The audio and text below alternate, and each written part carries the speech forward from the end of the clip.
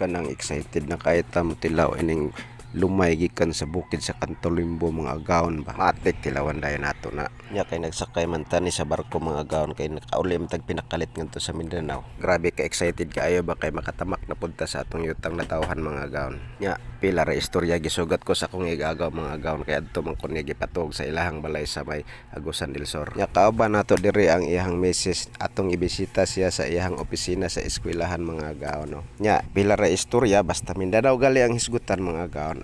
Butong dayon ang tirada kani buntag sayo pag yun ni nanguhit na dayon mi og butong sa ilang tugkaran ba kay nagpagatas mi aron makuha tong mga arsidyo nga giinom na mo gabi kay nakabugok mo ni og kadtong puwa nga kabayo as kang lamiyagid sa butong nga gigatasan mga gawon oy nya kay inigkaugma ani mga gawon mobalik naman mi sa Cebu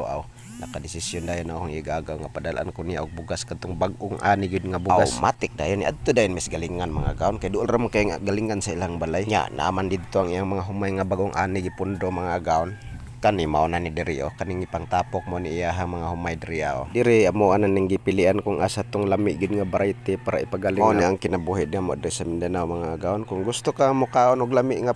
humay mga gawon diri ka sa bagong ani Matilaw mao ni ang sulod diri sa galingan daghan gid kayong ipangtapok nga humay pero lain-lain ang tag-iya ini ang uban ani nakalinya na sa ilaha sab ning ipagaling kay ang uban ani mga gawon ibaligya man sa didto sa mga dagkong tindahan niya ang uban ani para konsumo ra sab nila mga para sa inyong kasayuran mga gawon putag 40 pesos ra gid ang kilo diri sa bugas nga grabe nakaputi kayo katong ganador nga atong ginakaon mao gid ni ang ilang variety diri mao ni ang katong si Bintaner sa una mga gawon nya mao ni tuod ang atong dalon para Cebu mga gawon ready na ni siya nakasak na ni siya daan og katong 25 kilos nya iya sab unta kong padala na ning manok sa lasang sus ni balibad ko kay basin mabilin niya ning ngadto sa pier sayang kaayo pila ra ba istorya mga gawon di ana mi ani nagbiyahe na sad mi ani agi mi ni ning Agusan River mao ni ang pinakadakong suba diri sa Mindanao mga agawon nga wa gyud di mo tin-aw sukad pa sa kong pagkabata wa ko kita ang nitin-aw ni siya mga agawon mausab kini ang gipuy-an ni Lulong sa kadtong wala pa siya madakpi pag abot sa pantalan ni ani sakay na sabta sa barko excited na sabta nga makabalik o makatamak ngadto sa Cebu dalikyat ragid kayo nga atong pagbisita ngadto sa Mindanao kay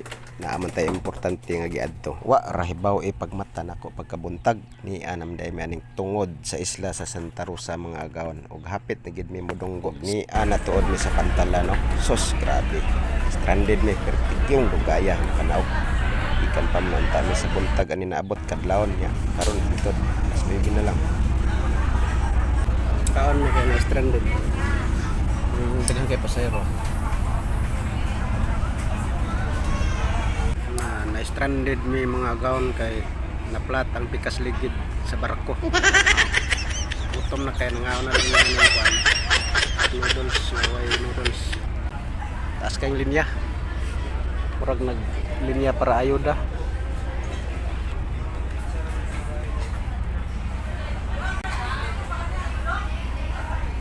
grabe nga stranded dugay kaya may nakanaog